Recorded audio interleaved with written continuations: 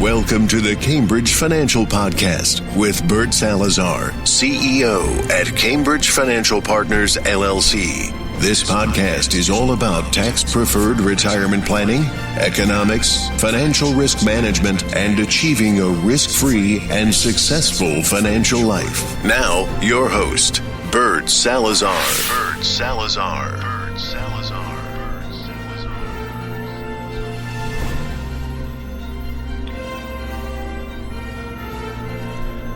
Hey, good day everyone. This is episode 135 of the Bert Salazar Show on podcast. And the title for this show is How Big is Your Financial Moat? So we'll be talking about that quite a bit today. And I'm going to give you a tremendous amount of information and education for all of you to start thinking about how to position your assets and your retirement plan from all different aspects that many of you have never truly looked at. When I travel throughout Europe, and my wife and I do this on a regular basis, I love to go to medieval castles and go inside and take a look at them and try to figure out how people used to live, back in medieval times. So one of the things that I notice, and I've noticed this every time I go to Europe and go see some of these castles, is that all of these castles are surrounded by moats. Now the question may be, well, Bert, what is a moat? And I'm going to give you the actual definition of a moat. And it's primarily a deep, wide ditch surrounding a castle, a fort, or a town, and it's typically filled with water in order to protect a specific area. Now, many of the moats that I have seen throughout Europe, and based on the historical data, tells me that many of these moats were actually full with booby traps, and they had snakes, and they had guards, and they had alligators. And the reason why all of these castles had moats was that in medieval times, wealth was actually accumulated via stuff. There were no bank accounts, there were no savings accounts, no brokerage accounts, no CDs, no retirement accounts, no property deeds. So pretty much all assets were visibly displayed and available for the taking if you were willing to cross that moat and you wanted to fight your way in. So all these beautiful castles that I have seen in Europe, they're enormous. They have a lot of gold. They have a lot of luxury, and that was a way for the wealthy to be able to show, how much money they had, or how much power, or how much assets they had available to them. But in the meantime, if they didn't create some kind of a moat around their castle, then obviously it was readily available for the taking, as I already said, and others could come in and try to steal it from them. Now, one of the things that I also noticed was that, the bigger the castle, the larger the moat. And I'm going to relate this, because I love to make analogies. I'm going to relate this to a financial moat, because obviously we don't live in medieval times, and we actually work in a totally different way. But then you have to realize that all your assets and everything that you own is also available for the taking if you don't protect it accordingly. Now, it's not going to be taken by force. It's actually going to be taken with your permission, because most of you have not done proper planning to be able to create financial moats around all of your financial assets. So it's important for all of us to truly understand the importance of a financial moat in relation to the assets and the type of assets and the value of the assets that you have. And please try to correlate it to, medieval times and how it was that these people were able to protect their assets in case of intruders and so forth. So now that we know the definition of a moat, then what is the definition of a financial moat? And again, it's deep, it's wide, and it's got a tall financial fence, protecting your financial assets. And that's where we get into offense versus defense in football. if we want to take a look at your financial plan, for those of you that have already done some financial plans, or you have done some protection when it comes to your assets and so forth, think of it as if you were playing football. One of the analogies that I always make with all my clients is that, offense in a football game is going to or in a football team is going to put people on the stands, but defense is going to win championships. Now, can you imagine a football team with a great offense but no defense and or special teams? How do you think that would work? What would be the probability that football team is going to be able not only to make it to the playoffs, let alone to win a Super Bowl? And the answer is going to be slim to none. And we've seen some of those teams over the past 30, 40 years. Teams that had tremendous offense, but they really didn't have a strong defense, and most important, they were lacking special teams, and they never made it to the playoffs. So now you got to start correlating that to the way that you should be able to manage your assets and protect your assets, from a business standpoint. Now, I just finished writing a book, and I'll tell you a little bit more at the very end of it. But it just got published as well. But there was one of the articles one of the chapters in that book is called "Never Bring a Knife to a Gunfight," and I put a lot of I put a lot of time and effort in going through that chapter and writing that chapter, because we have to be careful about the three bodies of institutions that pretty much govern everything that you and I do every day. So we have the government, we have financial institutions, and we have major corporations. So what are the rules of engagement for these institutions? And there are many, but there are some that are more important than others. So I would argue that the top rules of engagement for these financial institutions is that, number one, they want your money. Number two, they want it systematically. Number three, they want to keep it for as long as possible. And number four, they want to give it back to you as slowly as possible. Now, why are those so critical and important rules in understanding how these institutions work? Well, number one, you have to know if you're going to play, because we all have to play with them. We have to use financial institutions. We have to use major corporations. And most important, we have no choice but to use the government and the IRS and so forth. But if you understand their rules of engagement, then you can realign yourself and you can rebalance yourself in understanding how to play the game with the least amount of cost and liability to you, your business, and your family. So, for instance, these institutions are going to charge fees for everything, whether you win, lose, or draw. So, for instance, if you take a look at the government obviously is going to try to generate as much revenue as they possibly can from you. And how do they do that? Well, by any fees that they charge whenever you want to do business with the government, or, by increasing your tax liabilities on an annual basis in order to help themselves have access to more and more of your financial assets and piercing that financial moat that you may have around those assets, if you have any. And most of you, sadly enough, do not truly understand how those moats work, because if you did, then you would spend more time building your financial moat than trying to reinvest your assets inside those financial assets or inside that financial castle that you own, depending on the size of that castle. So that's important to know. Now, additionally, take a look at financial institutions. Whenever you do business with them, they're going to charge you a fee. So, for instance, if you're putting money away in mutual funds on an ongoing basis, or in your 401ks or IRAs, those financial institutions that are hosting those accounts for you are going to charge an annual fee.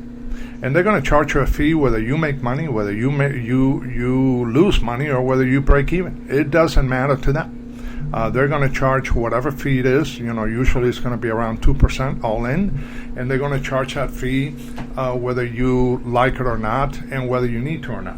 Okay, so it is what it is. Now, how do you manage those fees in order to help you and your family and your business? Well, that's another conversation that you get into once you start thinking about putting together a tactical retirement blueprint. Now, the same thing with the government. Obviously, taxes is something that is going to be very, very big, and all kinds of taxes. It's not only your federal income taxes, it's also your Social Security taxes, your FICA, your Medicare, your unemployment tax. All of the taxes that all of us are going to have to pay at some point in time in the future is something that we need to deal with. And then last but not least, when you think of the three bodies of institutions, government, financial institutions, and major corporations. Major corporations, their number one goal is to get you to part ways with your money on an ongoing basis. Why do you think there are billions and billions of dollars in daily advertising in the United States? Because they're advertising to you every single day of the week in order for you to spend your money with them, so that way they can help you part way with your money while giving it to them. And that happens in everything that we do, whether you go to the grocery store, whether you're going to buy an automobile, whether you're going to lease one, and they're gonna figure out, accounting mumbo jumbos in which all of us and all of you at some point in time or another have actually bought into. But when you start doing the true calculations, you realize that you were taken for a ride and you were paying for the entire gas. So that's something to also consider. So now that I've given you a little bit of feedback as to what is a moat and what was the reason why in medieval times every single castle and every single major structure had a moat around it, then we have also talked about your financial moats. Now, and the reason for financial moats, but now what I'd like to do is I want to kind of help you understand, number one, how big are your financial moats at this point in time, especially in relation to all of your assets. So this is where you now have to take a look at all of your assets. Start looking at them through a microscope and start looking at them through a telescope and figure out whether they're going to be suitable for one side of the ledger or the other side of the ledger, depending on what it is that you're trying to do, especially if you're trying to save money for your retirement and the protection of your family, your business, and also all of your assets. So let's talk a little bit about the financial moats that are critically important for each and every one of you. Now, the size of the moat is going to depend wholeheartedly on the size of your financial assets and what it is that you aspire to do at some point in time in the future for your family. So, for instance, 7702 plans, which are cash value life insurance plans, are excellent financial moats for asset protection, family legacy, tax-free income, and long-term care protection. So if you have a properly structured 7702 plan, now it could be one contract, it could be several contracts that are going to divide it for different goals and objectives or satisfying certain liabilities at different times in your life, then is something important. Now, for instance, a 7702 plan that is put together for asset protection is going to be there to primarily to increase the distribution rate of all your retirement assets, many times doubling the distribution rate, because a financial moat that has a 7702 plan prepared for asset protection will allow you to spend not only the interest earned, but also a portion of the principal of each and every one of those retirement assets. So now you can get more money over the long term out of those assets, because now you don't have to live on an interest-only distribution rate. So you can enjoy your life and you can enjoy more of your assets while you're alive, because at the time of death, then that financial moat, which is a 7702 plan, is going to step in and replace all of those assets that were spent throughout your retirement life, and now they're going to be available all over again to your surviving spouse and or family, relatives and children and so forth.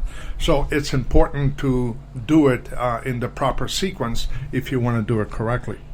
Now, what if you want to do a financial moat for a family legacy? You can actually create a legacy by just the mere signing of your name. So you can, for instance, buy, if you want to do $1 million legacy for your children and grandchildren, or a $2 million or whatever the number may be, depending on the value of your assets, you can buy a 7702 plan, which is going to be for death benefit only because you don't care to have access to the cash values. And perhaps you're going to place it into an irrevocable life insurance trust, so it would be totally out of your estate. So it wouldn't be susceptible for either federal income taxes or state income taxes, depending on where state taxes go in the future. But nevertheless, now you can set up an irrevocable life insurance trust. You can set up all the different clauses that you want inside of that trust, so you can actually govern from the grave and set up a legacy planning, which is a family bank, in other words, that you can now leave a tremendous legacy on a tax-free basis to all the members of your family that you so care and love. So now you have become the patriarch for your family and the one that started the wealth of your family and that of your family members. Now, what if you want to use this 7702 plan as a tax-free income moat? Then obviously you're going to structure it differently, and you're going to use a tool in which you're going to maximize the contributions on an annual basis up to the IRS code, whatever will allow you, depending on the amount of death benefit that you purchase. And then you're going to start taking that money out at retirement on a tax-preferred basis without having to pay taxes to the IRS. So you're pretty much divorcing the IRS legally while enhancing your retirement income for the rest of your life.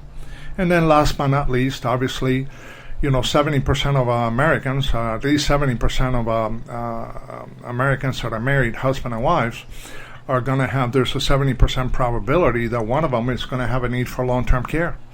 And how do you protect against that? Well, a 7702 plan gives you the ability to not only protect your family in case of a premature death, but also to protect yourself in case of a long-term care illness, which is going to cost tens of thousands of dollars. And now you can use that death benefit proceed in order to minimize the asset invasion or depletion, in order to make certain that your family will have plenty of money once you're passed on and once you're gone. So this is a great way to use financial moats and using 7702 plans. Now, another way to create a financial moat for your assets is asset allocation. Because if you do proper asset allocation rebalancing, then that diminishes the volatility of the market on specific assets. And I always tell my clients that there are two types of stock market corrections. You have what is known as a systematic correction or unsystematic correction. So a systematic correction would be a correction on a given stock or a given mutual fund or a given sector of the market that is all of a sudden suffering. Just think of all the major market crashes that we have had, started with one sector. Some of them stayed just with that sector or maybe two sectors. Others all of a sudden impacted the entire market. So if it's only impacting a sector or a stock or a mutual fund, then it's considered to be a systematic correction. But if it's impacting the entire market, as it did in 2008, then it's considered to be an unsystematic market correction. Now, asset allocation is going to do a good job when it comes to systematic, but it may not do a very good job when it comes to unsystematic management of stock market corrections. But having a proper asset allocation is going to help you no matter what, and that's something that you need to pay attention to. Now, another type of allocation that most of my clients have never done until they started working with me is what I call a tax allocation rebalancing program. And if you do a proper tax allocation rebalancing program, it helps you reduce your overall tax liabilities on an annual basis. So it's not enough just to do asset allocation. You also need to do tax allocation, because some of your assets are going to be taxed on an annual basis. Other assets should be taxed on a deferred basis, so that means that you're not going to pay taxes on them now, but you will pay taxes on them later. And then some of your other assets should be in a tax-free allocation rebalancing pool, in which those assets will not be taxed in the future. So you're able to create a balancing platform that is going to help you maximize the benefits to your family and yourself from a taxable perspective.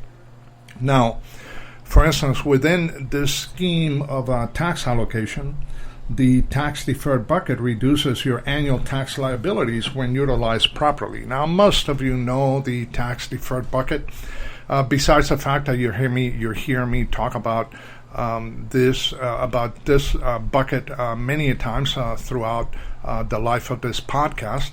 But as you very well know, the tax deferred bucket is a bucket that hosts all of your 401ks, your IRAs, your 403bs, your pensions. The money goes in pre-tax. It grows tax deferred, so it does give you that tax break this year. It's not saving you taxes, it's just giving you a tax break. And then obviously when you start taking the money out, then you have to pay taxes not only on the contribution, but also on the growth of that tax deferred bucket. Now, if you use it properly, you may even be able to avoid the taxation of the distributions, but that would be another conversation. And again, we, through the 135 episodes that I have done, we have talked about those calculations and systematic approaches in order to diminish and or eliminate taxes out of your tax deferred bucket. Now, the tax-free bucket helps you eliminate increasing tax liabilities in the future, because we all know where taxes are going to be in the future. Obviously, it really doesn't matter to me now. We just had the 2020 election. Legally, we still don't know who won, although, everyone has already stated that Joe Biden won the election, and chances are that he did. But unless he decides to go totally radical, most things are not going to be changing. Now, obviously, if the Republicans have the opportunity to keep the Senate, then they're going to create that buffer between whatever Biden and the Democrats may want to do and what they would be allowed to do. And the same thing would happen if the Republicans, had actually won the election, and then the Democrats had taken over the Senate. So it goes both ways. I'm a libertarian, so I'm not married to any one of the two parties. I just take a look at what it is that each of them wants to do, and then I figure out which way to go, because at the end of the day, it doesn't matter where they're going to go. I can always find ways, especially from the accounting and the bookkeeping and the tax planning and the tactical retirement blueprints that I do for my clients. I can figure out ways of reducing their tax liabilities, thus putting more and more money in their pockets on an annual basis. So we've talked a little bit about the tax deferred bucket. We've talked a little bit about the tax-free bucket. And then the last bucket is the taxable bucket. Now, one of the things that you're not going to know about, and you probably don't know about the taxable bucket, remember, that's a bucket where the money goes in after tax. You pay taxes on that money every year. And then when you pull it out, you may have to take taxes on those assets, pay taxes on those assets once again. Now, the taxable bucket is comprised of your checking accounts, your savings accounts, your CDs, your traditional mutual funds, and so forth. But the taxable bucket is an excellent moat, financial moat, for deductible management and financial institution fees. See, if you have the proper allocation between the taxable, tax-deferred, and tax-free bucket, you can actually reduce the ongoing fees that you pay to financial institutions every single year. Let me give you a simple example. You know, you go out and you try to buy car insurance for your brand new Mercedes. So you're going to start shopping for car insurance, and now one of the big decisions you're going to have to make is, you know, what kind of deductible do you have? When I do this type of planning for my clients and I do these tactical retirement blueprints, I actually go into detail. You'd be surprised how many times I have saved my clients thousands and thousands of dollars just in financial fees. So, for instance, you're going to buy an automobile insurance for a brand new automobile. You're going to need, especially if it's a lease, you're going to need 100, 300 of coverage. If it's new and you have assets, you better have 100, 300 in coverage because you want to protect, you want to have that financial moat protecting that automobile in case you get into an accident and it is your fault. So one of the first questions is you're going to try to figure out, well, do I get $250 deductible? Do I get $500 deductible? Do I get $1,000 deductible? Do I get $2,000, $2,500 deductible? Now, the higher the deductible that you will assume and that you will pay, the lower the premium on an annual basis. So what are most people doing? They say, well, you know, I'd rather pay more, but I don't want a high deductible, so I'm going to take the $250 deductible. But what if you had, you know, $10, $15, $20, $30,000 in your savings account, in your taxable bucket? You know, it could be in a savings, could be in a CD, could be in a traditional mutual fund. Then you can actually self-insure for that deductible. So instead of having to pay a higher premium on a $250 deductible automobile insurance policy, you can get a $1,000 deductible, a $1,500 deductible, pay less premium, because how many times are you really going to use that deductible? How many times are you going to get in an accident? Now, if you're someone that's prone to accidents, then that would be another conversation. But for most of you, you know, think about the last time that you got involved in an accident, and would you have reported that fender bender to the insurance company anyways? So many a times, if you get a low deductible, you're actually paying a higher premium for a deductible that you're never going to use unless it's a major car crash. Well, if that's the case, I would rather use my taxable bucket as a buffering bucket in order to offset the additional fees that I would pay for having a lower deductible. So that way I'm going to choose the highest deductible that I can afford and lower my monthly automobile insurance premium as much as I possibly can. And by doing so, I am now recapturing that additional premium that I would have paid to that financial institution or that insurance company. So you got to start thinking more from a defensive standpoint than from an offensive one when it comes to managing your assets and the efficiency of your retirement portfolio. Now, another excellent financial moat are wills and trusts. And the reason for that is that wills and trusts are going to be able to provide the desired asset distribution and orderly management of your assets after death. You know, you don't want to die. Remember, tomorrow is promised to no one, and no one ever dies at the right time. So if you have a lot of assets, or if you have assets more than the average American, and you happen to die without a will and a trust, then all of a sudden, you know, the state that you live in is going to apply their intestacy laws to your assets, and they're going to give you their version of your will and trust, and that's not something you want your family to deal with. So I recommend each and every one of my clients to have their wills, to have their trust, to have their durable powers of attorneys, to have their living wills, to have their healthcare proxies inside of these documents, because it's going to facilitate the management and the distribution and the orderly management of all of your assets after death. And that's a big plus, because otherwise you're going to have to pay, and your family's going to have to pay higher fees, higher taxes, possibly higher taxes than you ever expected to, because of the fact that you failed to have that financial moat around all of your assets. Now, annuities are also a protection moat for longevity risk, asset distribution risk, sequencing of return risk, and inflation risk. So having an annuity portfolio inside of your retirement portfolio is one of the most intelligent and sacred decisions each and every one of you should do, because if you don't do it, chances are you're going to pay the price and you're going to run out of money before you run out of life. And by the time that happens, you might as well put a bullet in that weapon and just end your life, because it's going to be very terrible and very horrible for you to get old and have no money, so you can now just barely make it from one day to the next. Now, within the annuity family, index annuities are also a stock market volatility protected moat. Why? Because remember, financial institutions are going to make money no matter what. Whether you make money, whether you lose money, or whether you break even.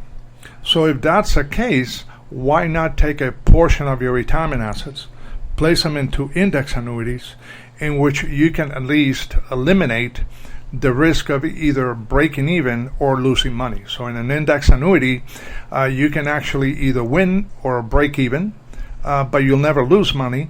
So that's a win-win for you and your family, because the insurance company that is hosting this index annuity on your behalf is not going to charge you a fee at the point in time that you lose money, or at the point in time that you break even. The only time that they make money is when they get to participate with you in the growth of that annuity account or that index annuity from one year to the next. So from a psychological standpoint, you actually have a partner that the only way that that partner is going to make money is if you make money. So that helps you alleviate those liabilities that we have talked about. So having a portion of that annuity portfolio also invested in an index portfolio and accounts is critical for each and every one of you. Now, also, in addition to the index annuities inside of that annuity portfolio, all of you should also have immediate annuities, because immediate annuities are longevity protected income moats. Now, what do I mean by that? Well, remember, annuities help you protect against longevity. And what is the risk of longevity? Well, running out of money before you run out of life, because people are living a long time today. Most Americans are going to spend 3 decades in retirement, and you know what I call those decades: the go-go years, the slow-go years, and the no-go years. So can you imagine being 88 years of age and all of a sudden you ran out of money before you ran out of life, and your heart still ticking, you're healthy, and you are now in the middle of the slow-go years, and you may have another decade to go. And what are you going to do now? Social Security is not enough. Inflation has taken over. The little assets that you have, obviously your taxes may be higher at that point in time. So what are you going to do?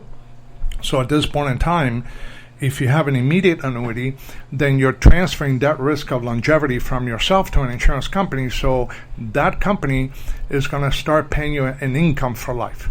It's going to provide you with a guaranteed paycheck for the rest of your life. So now with an immediate annuity, you're actually creating an additional Social Security benefit or an additional pension if you happen to be one of those lucky individuals that has either a public or a private pension. So if you use it properly, again, for a portion of your assets, now you are creating these financial moats that are going to be protecting all of their assets, not only for you, but also for the benefit of your family. And then also, last but not least, the tactical retirement blueprint that I do for my clients has a total of 27 drawers. So just about every vehicle that you can own, financial instrument or vehicle that you can own in this country is going to be able to fit inside one of those 27 drawers. Now, what's interesting about a tactical retirement blueprint is that out of the 27 drawers, 12 are going to be defensive drawers and 15 are going to be offensive drawers. So 15 of those drawers are going to help you, grow your assets, maximize the internal rate of return of those assets, and help you get to the promised land. And the other 12 drawers are going to save you from yourself. They're going to save your assets not only from yourself, but also from the global impact of economic challenges that neither you nor I nor anyone has any control over. But if you segment them in the right way, then you're going to be able to have a tremendous financial football team, as I would call it, that not only does it have a very strong offense, it would have a top-of-the-line defense, and it's going to have an incredible special teams that is going to help you with this combination win your financial Super Bowl every single year. So hopefully you have enjoyed the How Big is Your Financial Moat episode today. If you have any questions or you want to pick my brain about any of these topics or anything else that may be keeping you awake at night, please feel free to give me a call. You can call me at area code 786-766-1042. You can also reach out to me at Bert, B-E-R-T, at bertsalazar.com. Feel free to send me an email. Bert, B-E-R-T, at bertsalazar.com, bertsalazar.com. And always remember that my goal for you, for your business, and for your family is to kind of help you change the way that you see things, because when you change the way that you see things, the things that you see change. So once again, thank you for giving me a few minutes of your time, and I'll talk to you again next week. Take care. Bye-bye.